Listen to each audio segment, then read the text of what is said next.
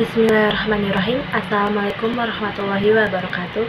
Kami mahasiswa dari Universitas Islam Syekh Yusuf Tangerang. Oke, saya Risma Amelia. Di sini saya akan memandu video presentasi pada kesempatan kali ini. Sebelum kita membahas lebih lanjut, izinkan kami memperkenalkan diri terlebih dahulu.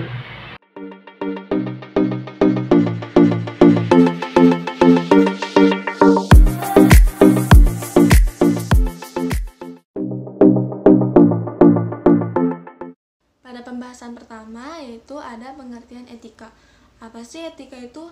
Etika berasal dari bahasa Yunani kuno, yaitu ethos, dalam bentuk tunggal namun memiliki banyak arti, yaitu tempat tinggal yang biasa, padang rumput, kandang, kebiasaan atau adat, akhlak, watak, perasaan, sikap, dan cara berpikir. Dalam bentuk jamak yaitu taeta, yang artinya adat kebiasaan. Secara etimologis, etika memiliki makna ilmu tentang apa yang biasa dilakukan atau ilmu tentang adat kebiasaan. Sederhananya, etika adalah sistem prinsip-prinsip moral yang mempengaruhi bagaimana orang membuat keputusan dan menjalani hidup mereka. Etika juga berkaitan dengan apa yang baik bagi individu dan masyarakat dan juga digambarkan dengan filsafat moral. Etika juga membantu seseorang mencari orientasi.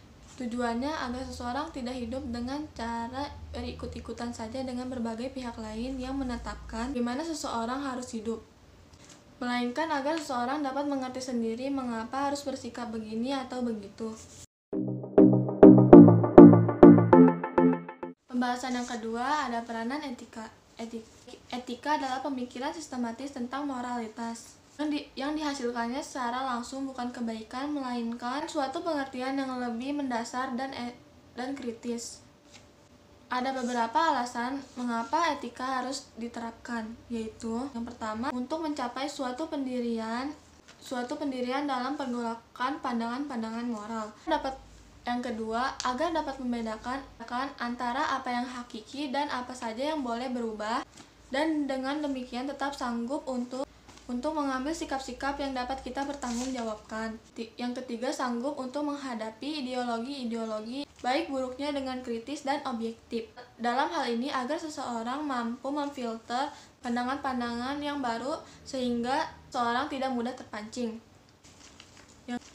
Yang keempat, untuk menemukan dasar kemantapan seseorang dalam iman kepercayaan. Dalam etika pemerintahan disebut selalu berkaitan dengan nilai-nilai keutamaan yang berhubungan dengan hak-hak dasar warga negara selaku manusia sosial. Pembahasan yang ketiga yaitu mengenai fungsi etika.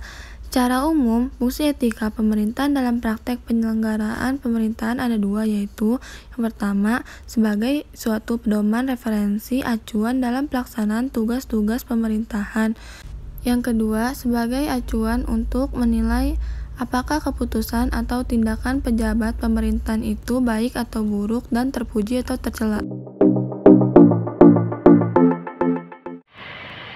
Menurut Sudarmayanti tahun 2009, mengutip dari kalimat governance, merupakan serangkaian proses interaksi sosial politik antara pemerintah dengan masyarakat dalam berbagai bidang yang berkaitan dengan kepentingan masyarakat dan intervensi pemerintah atas kepentingan-kepentingan tersebut.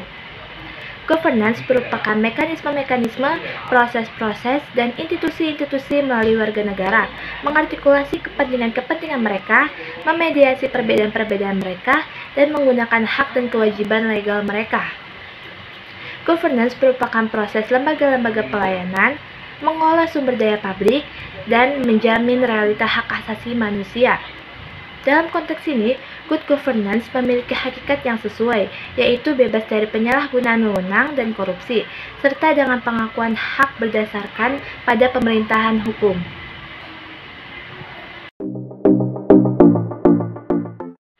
Menurut Mardiasmo tahun 2009, mengemukakan bahwa orientasi pembangunan sektor publik adalah untuk menciptakan good governance, di mana pengertian dasarnya adalah tata kelola pemerintahan yang baik.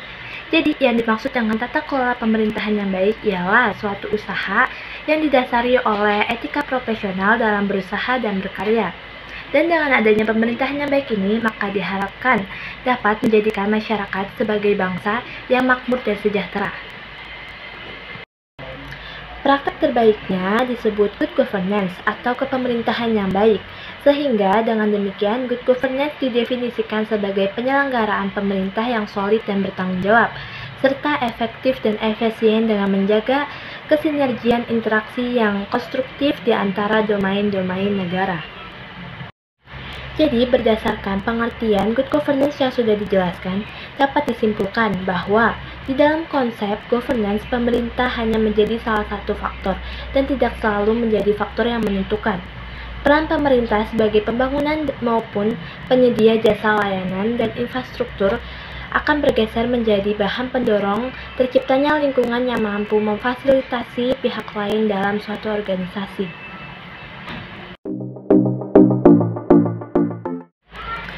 Tujuan good governance menurut Martiasmo tahun 2009 yaitu untuk meningkatkan kesejahteraan rakyat melalui pembentukan negara atau pemerintahan yang kuat, pasar yang kompetitif, dan masyarakat sipil atau civil society yang mandiri.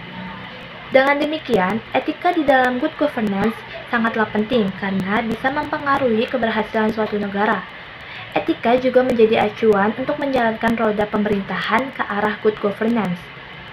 Jadi, dapat disimpulkan bahwa tujuan dari good governance ialah agar instansi dapat menjalankan praktik-praktik usaha yang sehat, kegiatan pemerintah yang transparan, dan bertanggung jawab untuk memberikan keuntungan yang berarti bagi masyarakat. Selanjutnya yaitu prinsip-prinsip good governance. Menurut United Nations Development Program dalam Tangkilisan 2005, prinsip-prinsip ini dikembangkan dalam tata kelola pemerintahan yang baik atau good governance yang terdiri dari 9 prinsip. Yang pertama ada partisipasi, yaitu setiap warga masyarakat memiliki hak suara atau aspirasi yang dapat disampaikan secara langsung maupun melalui lembaga perwakilan. Yang kedua ada kepastian hukum, yaitu kepastian hukum atau undang-undang yang dibuat harus berkeadilan dan ditegakkan. Tidak pandang bulu, maksudnya adalah tidak adanya perbedaan antara pejabat dengan rakyatnya. Yang ketiga ada transparansi, yaitu keterbukaan lembaga-lembaga sektor publik dalam menyampaikan informasi dan disclosure kepada masyarakat mengenai kinerja pemerintah. Yang keempat ada tanggung jawab, yaitu pelaksanaan penyelenggara pemerintah harus diarahkan dalam upaya untuk melayani masyarakat luas dengan respon yang baik. Yang kelima ada berorientasi konsensus, artinya adalah pejabat dan aparat yang ada di bawahnya bertindak sebagai penengah dalam berbagai kepentingan yang berbeda untuk mencapai dan menghasilkan konsensus atau kesepakatan yang terbaik sehingga kebijakan pemerintah yang diambil tidak merugikan satu belah pihak atau golongan tertentu. Yang keenam ada berkeadilan, yaitu setara dengan cara memberi peluang kepada setiap anggota masyarakat untuk meningkatkan kesejahteraan dan kualitas hidupnya. Yang ketujuh ada efektivitas dan efisiensi, artinya adalah penyelenggaraan pemerintah yang dijalankan untuk menghasilkan sesuatu yang benar-benar dibutuhkan masyarakat luas melalui pemanfaatan sumber daya yang tersedia.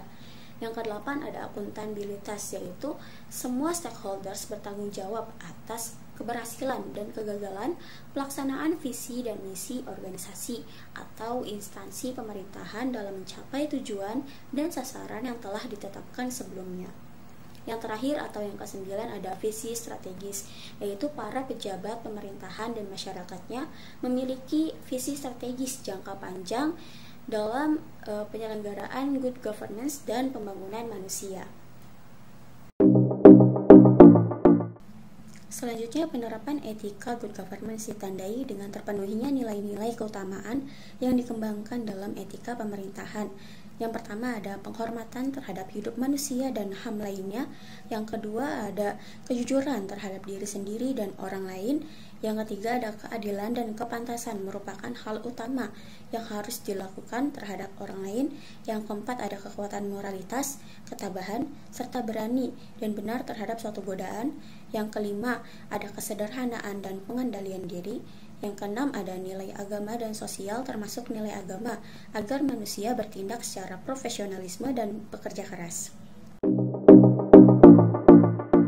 kesimpulannya adalah bahwa good governance merupakan penyelenggaraan pemerintah yang solid dan bertanggung jawab, serta efektif dan efisien dengan menjaga interaksi yang konstruktif di antara domain-domain negara, sektor swasta, dan masyarakat. Etika dalam good governance sangat diperlukan agar roda pemerintah berjalan sesuai dengan norma dan aturan yang berlaku. Salah satu etika dalam mewujudkan good governance adalah dengan adanya sikap transparansi dan akuntabilitas yang ditujukan pemerintah Kabupaten Banyuwangi yang mendapat predikat good governance.